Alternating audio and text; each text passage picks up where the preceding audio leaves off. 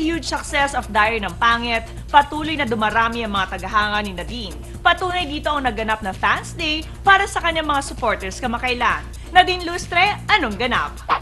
Hi guys! Nandito ako ngayon sa Fans Day ng Nadix. Gaya ng first movie ni Nadine na Diary ng Pangit, sobrang dinumog din ang kanyang Fans Day.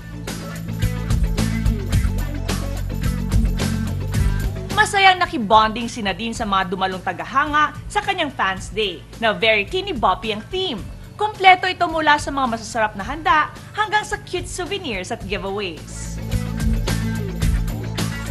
Siyempre pa, may kantahan at games na sinalihan din mismo ni Nadine.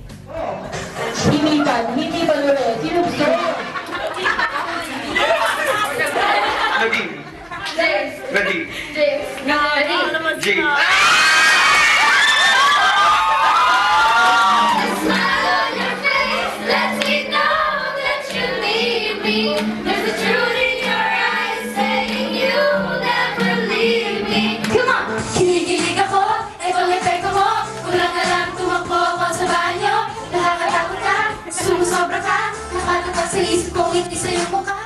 Abot-abot ang kasiyahan ng fans at maging ng ating star na si Nadine. Pero isang surpresang video na hinanda ng isang fan ang nagpagulat at nagpakilig sa kanilang lahat. Sorry I couldn't go there, but guess what? I'm here in Bohol and it's really nice. Check it out.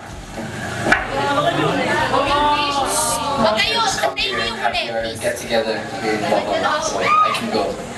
Anyway, sorry I couldn't go. And Tignan mo kasi sasabihin. I miss you, Nadine.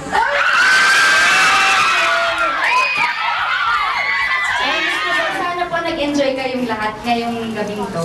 Nag-enjoy ba kayo? Thank you sa lahat ng pumunta ngayon sa Fans Day ng Nadix. Nag-enjoy ako sobra and I really appreciate it kasi may mga malalayo. Galing ka ng Bicol, galing ka ng Baguio, meron pang Bigaraw. Sobrang layo, so effort talaga pumunta dito. So yun, maraming salamat po and sana po pagpatuloy niyo pa yung magsuporta sa amin ni James tsaka sa next movie po namin. Thank you! By the looks of it, mukhang lalo pang sisikat ang dalagitan ng Viva. Nadine Lustre is definitely the next important superstar of local showbiz.